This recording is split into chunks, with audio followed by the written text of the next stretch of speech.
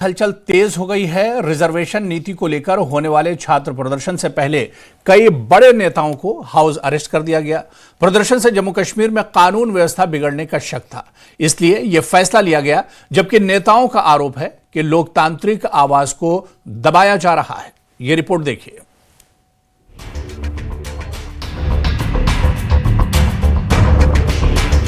जम्मू कश्मीर में 28 दिसंबर की सुबह सड़कों पर पुलिस की मौजूदगी बढ़ाई गई। कई नेताओं के घरों के बाहर बैरिकेड लगाए गए और शुरू हुई नजरबंदियों की सूची। आरक्षण नीति में बदलाव की मांग को लेकर छात्रों के शांतिपूर्ण धरने से पहले बड़े नेताओं को घरों में ही रोक दिया गया, ताकि वो श्रीनगर में होने वाले प्रदर्शन में शामिल न हो। नजरबंद किए गए नेताओं में सबसे जाना माना नाम है नेशनल कॉन्फ्रेंस के सांसद आगा सैयद रुहुल्ला मेहदी का, जिन्हें बडगाम स्थित घर में नजरबंद किया गया। घर के बाहर भारी पुलिस बल तैनात कर दिया गया। आगा रुहुल्ला पोलो व्यू के पास पार्क में धरने पर बैठने वाले थे, लेकिन इससे पहले ही हाउस अरेस्ट का फरमान सुना दिया गया।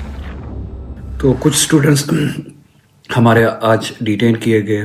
हॉस्टल्स में पुलिस गई, जो वार्डन्स को कहा गया कि संडे को भी अटेंडेंस की जाए स्टूडेंट्स की। स्टूडेंट्स को वहाँ पे एक माहौल बना के इंटिमिडेट किया गया। बैरिक्स लगाए गए, बैरिकेड्स लगाए गए, पोलो व्यू में बैरिकेड्स लगाए गए, एक माहौल बनाया गया। और उसी के साथ साथ मुझे भी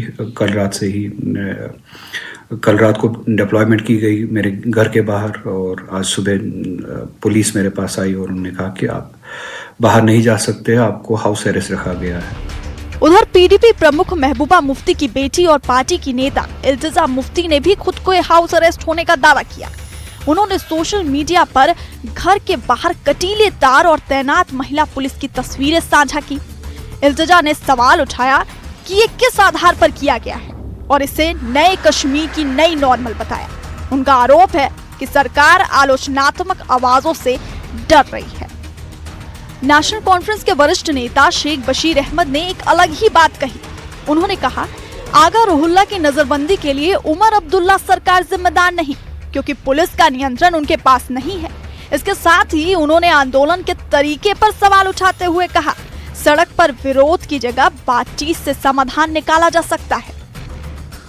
जहाँ तक नजरबंद करने का ताल्लुक है, ये तो सारे पावर्स एलजी के पास हैं। हम ना किसी को छोड़ सकते हैं ना नजरबंद कर सकते हैं। जहाँ तक उनके प्रोटेस्ट का ताल्लुक है, जब उन्होंने पहला प्रोटेस्ट कराया था लड़कों का कश्मीर में, तो उस वक्त हम समझते थे कि ठीक है, किसी भी चीज को उभारना, लोगों में ले जाना अच्छी बात है। हालांकि पार्टी के मंशूर के खिलाफ था, इसलिए कि कोई भी चीज टेबल पे हो सकती है, वो सड़क पे नहीं हो सकती। सड़क पे जो बात होती है वो टेबल पे नहीं होती।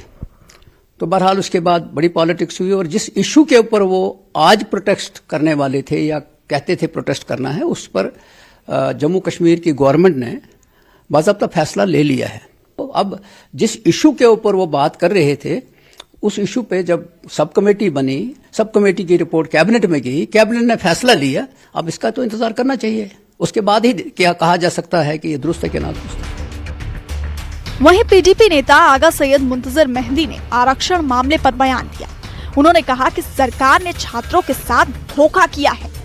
छात्र इस धोखे के खिलाफ विरोध करना चाहते थे, अनुमति नहीं दी गई और नेताओं को नजरबंद कर दिया गया। उन्होंने कहा कि जो कानून नागरिकों के अधिकारों के लिए बना था, वही गलत तरीके से लागू हो रहा है। ये कानून कश्मीरियों के खिलाफ है और उनका अपमान करता है।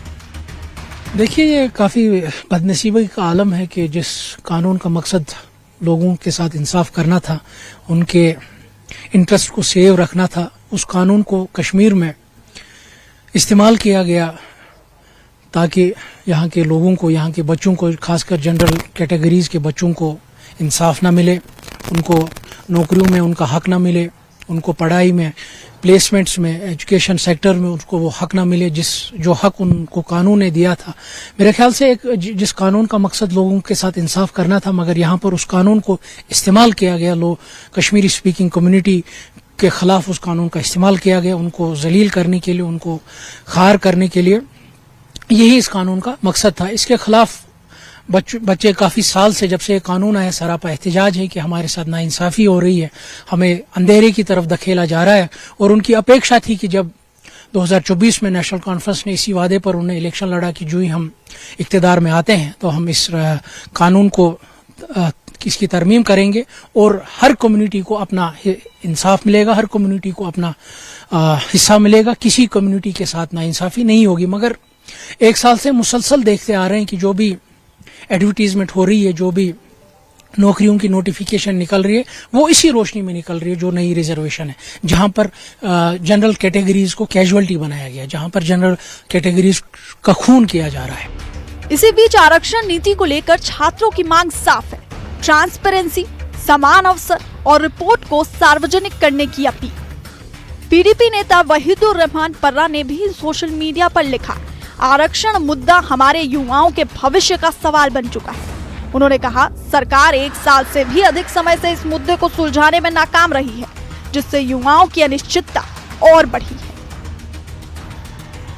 आरक्षण नीति पर संघर्ष, युवा सड़क पर, नेता घरों में नजर पर, प्रशासन कानून व्यवस्था का तर्क दे रहा है और विपक्ष लोकतांत्रिक अधिकारों पर चोट का आरोप लगा रहा है। सवाल वही, क्या सवाल पूछना अब खतरनाक हो गया है या फिर व्यवस्था के लिए एहतियात जरूरी है? जवाब जो भी हो, बहस अभी जारी है। ब्यूरो